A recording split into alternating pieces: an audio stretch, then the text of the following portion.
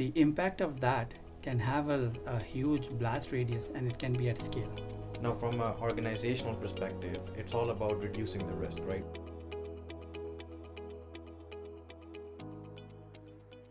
Hello, everyone. Welcome to another episode of Inside the Mesh. I'm your host, Talha Iqbal, and joining me today is a very special guest, Javed Ahmed, who's our CTO at Bell Cyber and the author behind the book Augmented Security Operations. Javed, welcome to the show.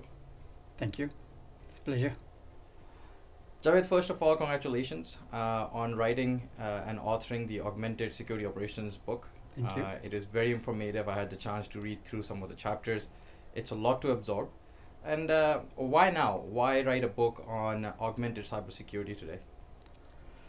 Well, we have implemented a SOC in our environment, and while I was implementing it, I went through some challenges, some very deep challenges and issues that I thought it would be nice to document it. So I started documenting my experience, the challenges that I was living, right? So then, along the way, I said, you know what? Let's expand on it and compile into a book that I can share with the community, right?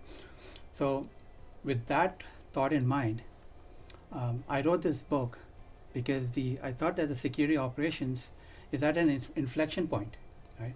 We have a lot of alerts coming in. We have attackers coming in from left, right, and center, right? At the same time, I felt that AI is now at a place where it can be very useful. It can give good results, okay, and it can be implemented in a safe, guardrailed manner. Okay. So why now, right? The automation or the AI, organizations are implementing it, whether you're ready or not ready. The organizations are implementing it, right? Some are seeing real gains. They're seeing faster triage, better experience, more consistency in dealing with those incidents, while others are just getting burned by the hype, the hallucinations, the toxicity, the data exposure risks, and the automation that makes the wrong decisions and is making the wrong decisions at a scale now. Okay. So this book is like my blueprint for the leaders on how to augment your security operations with AI, keeping in mind the guardrails, the measurable outcomes, and the control points, so that you basically improve on your speed without compromising trust. Okay. And again, this is not a futuristic stake anymore. Okay, this is happening right now, and this is what the teams and the tools the teams are facing with. Now, I remember 10 to 15 years ago when I started my career as a SOC analyst. I remember that. A lot of things were manual, right? And I like how you said this is a blueprint for organizations that are adopting an AI first strategy, integrating that into their tool set. But I still see that organizations are following this legacy model of a SOC. I talk to customers, I talk to security leaders, I talk to CISOs. They're still using the manual way of triaging alerts. Alerts are coming in via emails, analysts are logging into different platforms, they're copying data from one platform to the other, they're doing manual correlation. So talk to me about this journey towards an autonomous SOC, because I know that's been trending, especially on Bell Cyber's end. What is autonomous SOC, and how did you go about this journey of getting to the autonomous nature of a security operations center? So I've been in the security industry for about 20 plus years, and you're right, the last 10-15 years, SOC is basically an on-prem SIM with basic AV and signature-based protection and perimeters, email and URL filtering, right? And the analysts are living in the dashboard, getting email alerts, and then manually opening the incidents, right? So a lot of organizations still operate in that this classic traditional model, right? And it is not sustainable. So you got to move away from this, because today's world is more about cloud access. There's new SaaS applications coming left, right, and center. It's an identity first world. So you got to move with it. Okay. So the autonomous SOC is a journey to a maturity path. It's not a big bang implementation, right? Or it's not a big bang approach that you switch it on and you're done. To achieve this, you have to first stabilize the log. Look at your rule sets, right? So look at all the telemetry across your endpoints, your identity, your network, your cloud, basically your assets, right? And you got to enrich them with context. Okay. Then you got to automate the repeatables. Okay. So what are those? So you need to do deterministic SOAR playbooks, right? That can help you in IOC enrichment. It can do reputation check. It can bring in user and host contextual data, right? You enrich it with all this data in your incident. Okay? Then you augment your decision making with AI. Okay, the AI can correlate data across your different environments, across your assets. It can build a narrative. It can recommend next steps using the historical data it already has. Okay, then you have control autonomy. Okay, you got to allow end-to-end autonomy only on well-defined scenarios with strict policies. Right? Think of it as a phishing containment, or a URL, a URL blocking, or an IP blocking. So these are all the things that you need to take into consideration. When we were designing the Canada's first autonomous SOC, we treated it like an engineering platform, right? Which was capable of multi-ingestion from different sources, normalizing that data, use case engineering, right? And automation playbook to handle this repetitive task. Okay?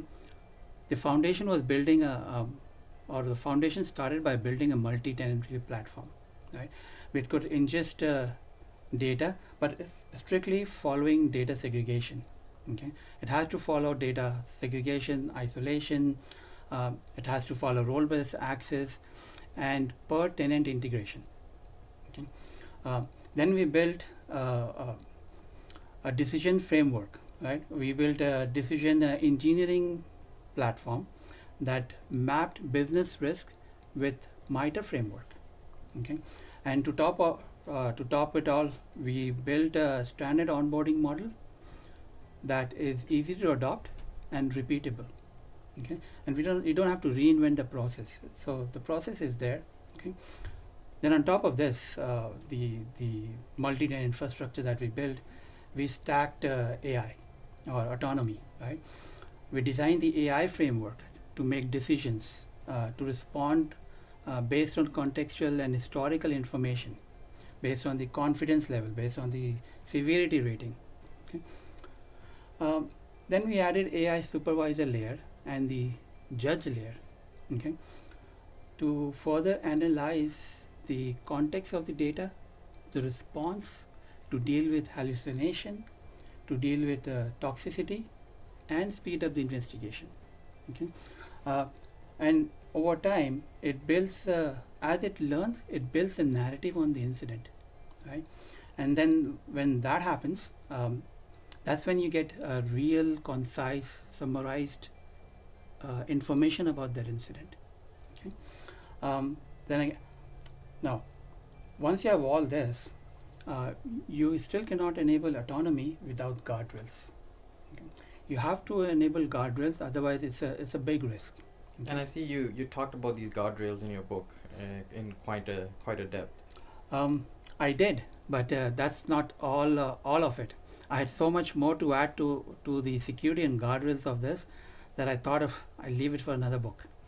So Okay. we should expect a part So two coming you out. should expect a part 2 that will be directly related to this book, but that will be talking specifically about the guardrails and the security, because Interesting. that is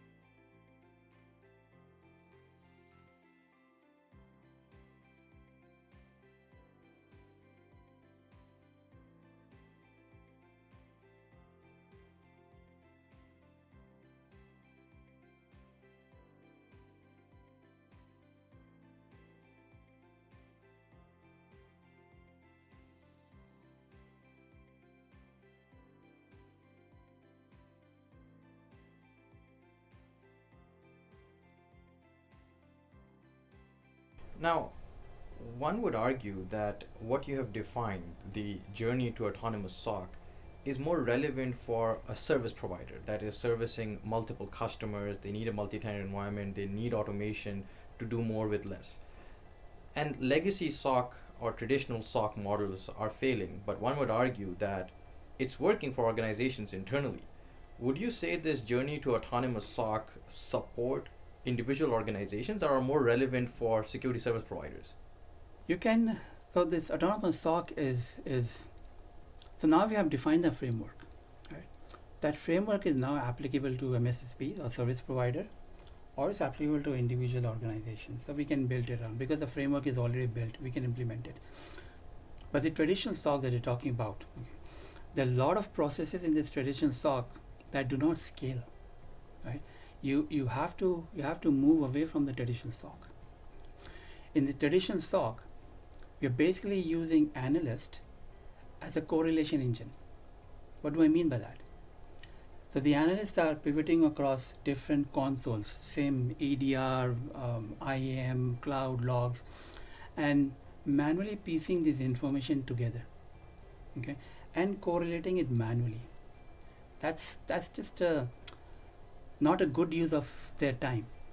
Okay, we need to use them for more complex responses, more complex things. Okay, in traditional SOC, the alert volume is basically dictating your operating model.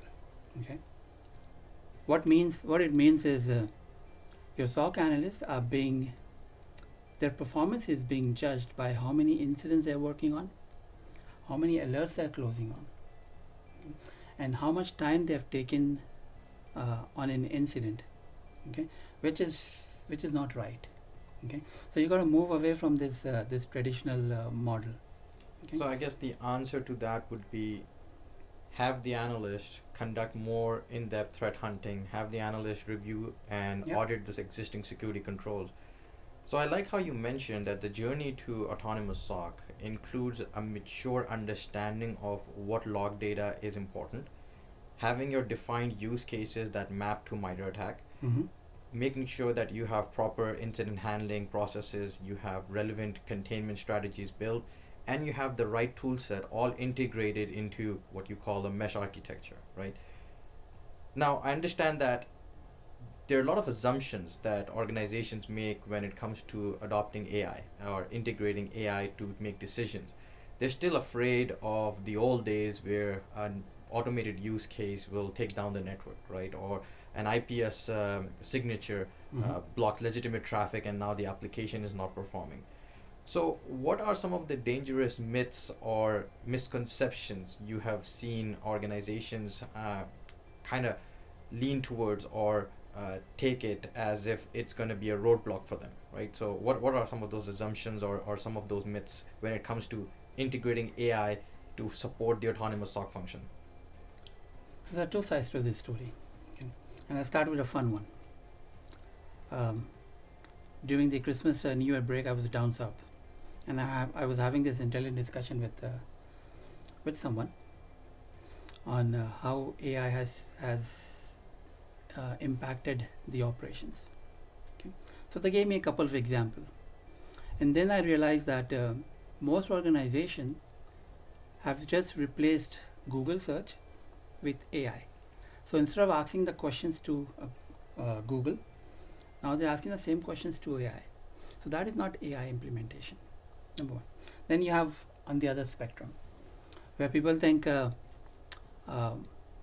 if you implement AI, okay, you're basically switching on a control and AI is functioning. Okay, that's not right. Okay, it's not a black box, right? That you switch on a control and it's gonna fix your SOC issues and take care of everything. In reality, AI can be wrong, can be very wrong, and with very high confidence. Okay, and with autonomy and security, okay, that the impact of that can have a huge blast radius and it can be at scale. Okay, so though autonomous SOC, you know, You have to enable autonomy where it is required. It is safe. It delivers. Okay, and you have to, um, like I said, it's a journey. You can't do a big bang approach. You have to see all your um, incidents. You have to make sure the sim is stabilized, the rules are working properly. You have to ensure all your guardrails are there, the approval gates are there, the you're doing full audits, right? You're collecting all the evidences. Okay, so AI basically should accelerate your context and decisions, not replace governance and accountability. That's interesting. And I did an experiment of my own. Mhm. I took an Excel file. I created some sample data, false data, populated the Excel with maybe 200 lines of data, uploaded it to ChatGPT, and asked questions regarding the contents of that file. Mm-hmm. On numerous occasions, it kept telling me that the data I'm looking for is not in the Excel, Mm-hmm. right? And then I explicitly said, look at line 17, and it says, oh, sorry, you're right, the data is there, and gave me an answer, Yeah. right? And then I asked another question related to a different data within the same file, and it says, oh, I couldn't find that reference. And then I said, look at line 25, and it says, oh, here's my answer, Yeah. right? Yeah. So a lot of people, and I like how you mentioned that they are using ChatGPT or LLM AIs as the new Google search, As the new right? Google And search. that's not the right way of using AI, Yeah. especially in a security context where you have to make decisions. Yeah. Use it as a technical aid, as a tool set, but don't use it as a, you mentioned governance or Mm-hmm. making decisions to how your organization should run.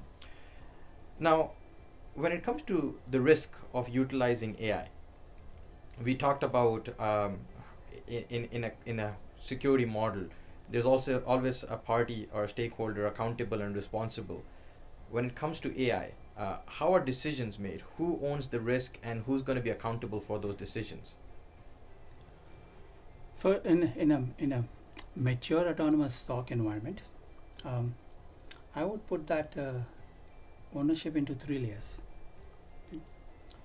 or three owners in that. Okay. So number one would be the policy owners. Okay. So the policy owners are the actual customers. Okay. The leadership team at the customer's cybersecurity team. Okay. So they own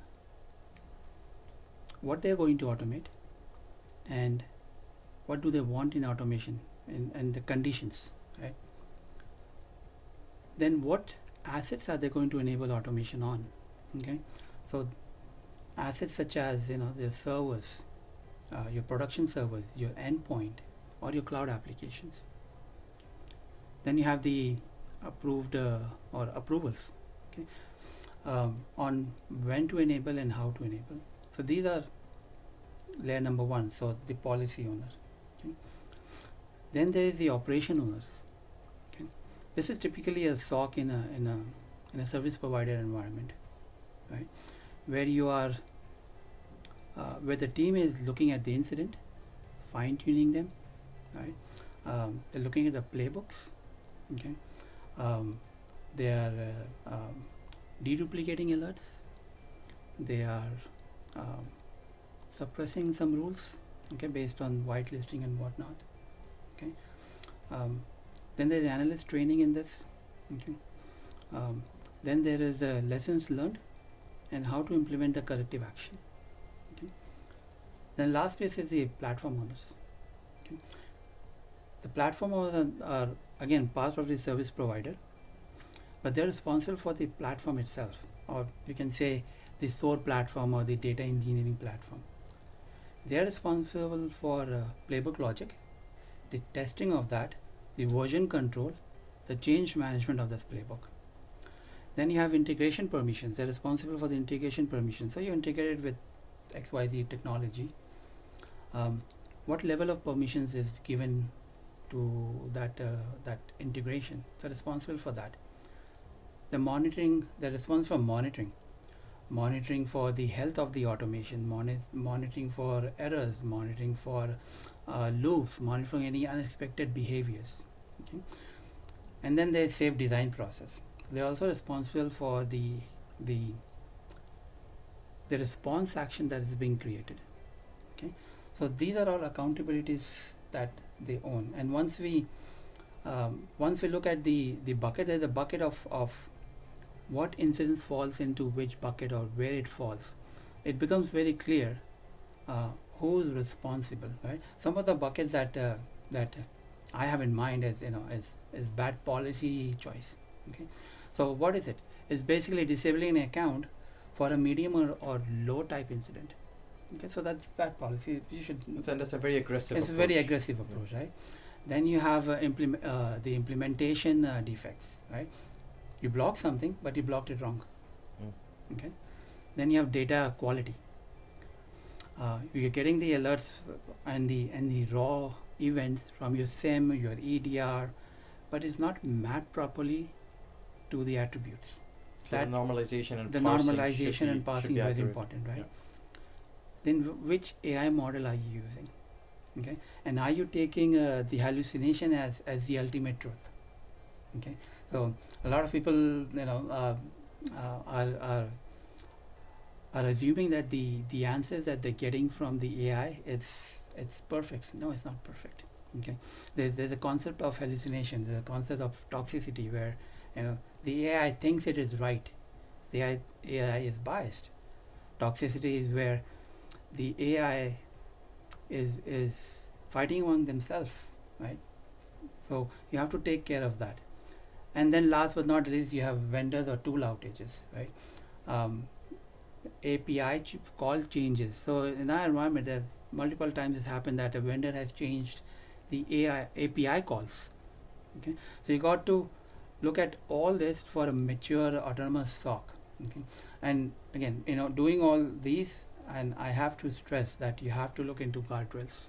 Guardrails are very, very important because without guardrails, your blast radius can be huge. Now, coming back to your book, Augmented Security Operations, you talked about high level concepts and gave us a roadmap on how to take a practical approach in implementing them. So, talk to me about that roadmap. What would the first 90 days look like if we go on this journey to implement an autonomous SOC? That's an interesting question, actually.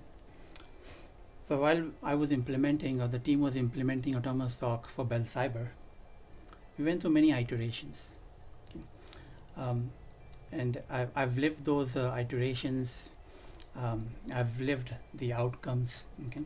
So from my perspective, in 90 days, I don't think you should be looking for full autonomy. Okay. You should be looking for stabilizing your SIM, normalizing your logs. You should be standardizing your operations. Okay, and you should define some measurable outcomes. Okay, so what are those? So in the first 30 days, what I would say is you establish your baseline and establish your basic IT hygiene. I think Bell Cyber has been banging the drum for a while that basic IT hygiene is very important. You have to absolutely have that. So what does that mean? So you have to inventory your surface, your attack surface, right? Your detection surface. You have to make sure you have everything logging. You're collecting the logs, right? You have to identify what is noisy. Okay. Once you have done that, you have to define your 10, 15 quick wins use cases. Okay. You have to normalize that, fine tune that. Okay. Then you have to set simple metrics, right? So you have to look at how much alert volume you have. Okay. How much what's your false positive rates? Okay. What's your time to triage? What's your time to containment? And what is your backlog? Okay. Then you have to have you have to fix your top noisy sources. Okay. You can do that by suppression rules, or sometimes it may come to dropping not required logs, okay, at the source itself, okay, so that you don't Is get that more noisy. for cost optimization or to reduce the noise? It's for reduce the noise. So the way Bell Server has always operated traditionally and prior to Bell Server stratagem, we want to collect all logs. Okay, so storage is not an issue in the model that I defined earlier. Okay, it's more of you need to collect everything because you don't want to be in a situation where you're doing something and you don't have the logs. So you have to stabilize your SIM, right, or standardize your SIM. Um, and you have to suppress your alerts as well. So there's a very fine balance between how you're doing it. You can't suppress your logs or your rules just because it's too noisy. Okay, so you have to do that. So once you have that, then you move on to the 31 to 60 days, where you are standardizing and automating repeatable tasks. Okay, so at this stage, within 31 to 60 days stage, you're doing your deterministic playbook where you are enriching the incident. Okay, who was the who, what, when, where. You're putting more context into that incident, right? Then you're using incident or indicator reputation. Okay, IOC reputations or URL reputations or domain reputations. Are you doing your reputation checks? Okay, then you're doing incident creation. Remember, if in the traditional SOC I mentioned that the analysts are still opening the tickets manually. You can't be doing that in a modern SOC. Okay, so you're automating your incident creation, your evidence gathering, and updating the incidents with those evidences. Okay, and also keeping log of all the audits that you're doing. Okay, and then you're doing basic containment suggestions or recommendations. Okay, then the next step is 61 to 90 days. Okay, here's where you actually augment with AI and you do controlled response. Okay, you introduce AI where it is safest and most valuable. Okay, so what are these spaces? So high volume, low severity, repeatable task. So you deal with this first. Okay, you let the AI summarize your incident, build a narrative, put it into the incident ticket. So when if the analyst is looking into it, they have the whole picture, not starting from scratch. Okay, then you're correlating or grouping your similar incidents together. Okay, and last, you're recommending the next step with clear evidence and not because AI said so. Okay, so you're doing it very clear, very methodically. Okay, and you have already enabled your then you enable your like I said, low risk responses, higher confidence cases. For example, block an IP, block a URL where the blast radius is very small. If an action is taken, the impact is very small. Okay, and then you establish your governance. Okay, you establish your RACI, you establish your change thresholds, your change control, your playbook, and very important, you do kill switches. Okay, so kill switches are nothing but if something goes wrong, you can immediately turn it off. Okay, now I must mention what you should not do in the 90 days. Okay, That'd be more interesting. yeah, so don't put AI in your high blast radius. So don't say, what, I'm going to flip a switch, it's going to take an action. Okay, that's a bad decision. Okay, and especially you don't want to do that in production environment. Okay, then you don't want to chase a full SIM stabilization.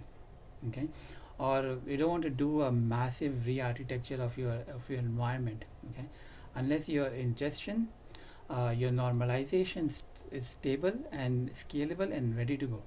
Okay, you don't automate your noisy unknown incident because you don't know what's the false positive rate, right?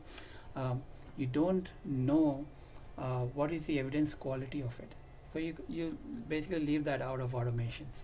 Okay, and last but not the least, don't roll out auto closure and everything. Okay, I know we have done so when we implemented the auto closure in phases. So initially we gave some keywords, Then the next phase was we took customers' feedback, customers' recommendations on what what language the analyst uses for closure, what language the customer provides feedback for closure. We took that step. Okay. Then we added that to the closure playbooks. Okay. So you do that in a step by step, and there always has to be a sampling, quality assurance. Okay. So again, the rule of thumb is within 90 days you have to got quick wins, and what will give you quick wins? Noise reduction, okay, automation, enrichment, AI for summarization, and only introduce a response for carefully scoped responses. So that's my 90 days. And once you have done that, and you know that you have the ROI, then you're ready for the next 90 to 180 days. I mean, it's easier said than done. It's easier said than obviously. You make it sound very easy, but it's a very complex. It's a very complex process, and at Bell Cyber, we have been at it. I know we have said this is a decade in the making, right? So the reason we are able to do this today is because we started 10 years ago, 12 years ago, on the principle of integration, on the principle of multi-tenancy, okay, on the principles of how to look at the incident, how to make sense of it. So does that mean that if an organization wants to implement autonomous SOC, it's going to take them a decade, or do you think now the technology, the integrations have matured where they can achieve this sooner? What I mean by that is over the next 3 years, what does success, or how do you measure success over the next 3 years if you start on that journey today? So Bell Cyber has already developed the framework. Okay, so we have put in our 10 years of hard work. In the last 2 years, we have been playing with autonomous SOC. Okay, testing various models, various designs. Okay, so if it's our customers, they have that ready, already built, right? We have the infrastructure, the architecture that is built for this. Okay, now if somebody is implementing autonomous SOC and they want to see how has the SOC adopted AI. Okay, so in 3 years, okay, I'm thinking, okay, and this is me thinking out loud, and it's just my opinion. Okay, so to see the value of autonomous SOC, you have to see what's your false positive rate. Okay, what is your time to triage, what is your time to containment. Okay, is there any backlog. Okay, and how's the true positive yield. Okay, so you got to look at this. Then you have to look at your analyst leverage.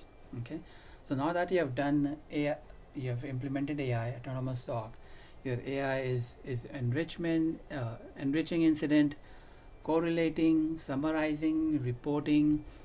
Your analyst should be more working towards threat hunting, complex incident response. Okay, and you have lower analyst burnout and attrition rates. Okay, so these are the telltales. Then you have reliable automation. Okay, you have implemented autonomy. Okay, and it is with scale, and it is scaling with low error rates. You have low fallback patterns. Okay, you have clear approval. You have clearly defined guardrails. Okay, and then talking about guardrails, we come to the governance. Okay, so you have to make sure your governance is real. Okay, it's evidence-based decision that your AI is making. You have full audit trails. You are in control of the model, the automation, the change control of your playbooks. Okay? And you are looking at your security and privacy guardrails. Okay? And last but not the least, there is a continuous learning loop, okay, or a feedback loop. So we implemented a human in the loop process. Okay, so every incident that comes, it feeds back into the incident learning process. Okay, the historical incidents, it learns from the historical incidents. Okay, so you have to put all of this into consideration. So if I see 3 years, I need to see all these metrics, all these guardrails implemented. Basically, in 3 years, your SOC need to prove that need to prove with data to the auditors and the stakeholders that AI was adopted well. There's a simple test, okay, and I usually tell myself it's a simple test. Might not be a simple test, but it's a simple test, okay. So remove the AI and see how your SOC functions. If it collapses, that means you had a dependency, okay.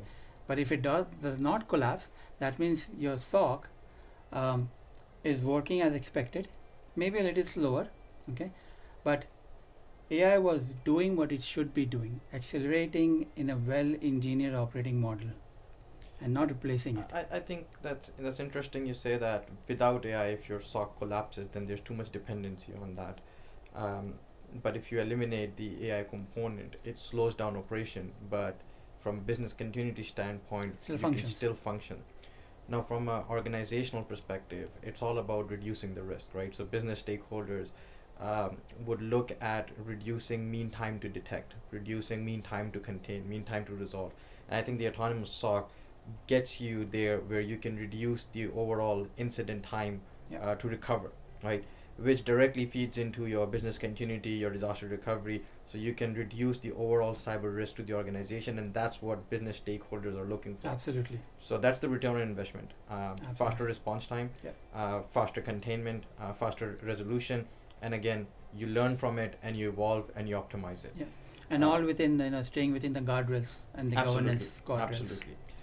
So with that said, Javed, thank you very much for your time, and this you. was very insightful. We appreciate you coming down My here pleasure. and sharing your insights. Before you go, I want you to sign my copy of the book, and really looking forward to the next Absolutely. version of your book with more focus on guardrails. Absolutely. Looking forward to that.